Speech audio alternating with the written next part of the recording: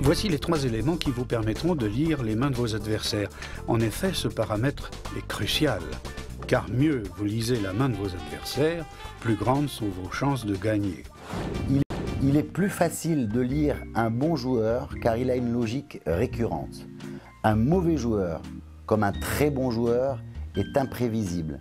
Et c'est là qu'il faut être encore beaucoup plus prudent. Premièrement, l'analyse technique. La manière de jouer le coup, selon la position du joueur, les relances qu'il y a eu sur le coup, vous donne déjà une petite idée de ce que peuvent avoir vos adversaires. Mais cela ne suffit pas. Deuxièmement, historique des coups. Vous aurez observé attentivement, même quand vous ne jouez pas un coup, la manière dont jouent vos adversaires. Ainsi, vous aurez noté que certains joueurs relancent souvent, d'autres seulement avec un jeu très fort, ou encore que certains aiment bien pratiquer le slow play, c'est-à-dire tenter de piéger le maximum d'adversaires en ne relançant pas une main très forte. Troisièmement, analyse des attitudes.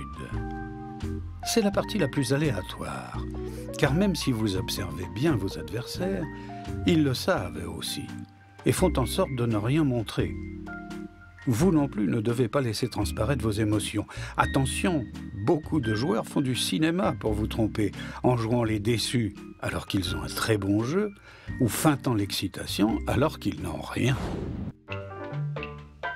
Analysons les différentes familles de joueurs. Le joueur serré, c'est le meilleur moyen de débuter au poker, car cette méthode limite les risques. Le joueur serré ne joue que les meilleures mains. Il est toujours prudent et accepte de se faire bluffer. Si commencer le poker en jouant de la sorte est conseillé, pour progresser par la suite, il vous faudra savoir varier votre jeu. Le flambeur, c'est le véritable joueur qui privilégie le plaisir du jeu à la gagne. Il aime attaquer les coups, se faire des sensations, mais ne joue pas toujours de manière sensée et raisonnable.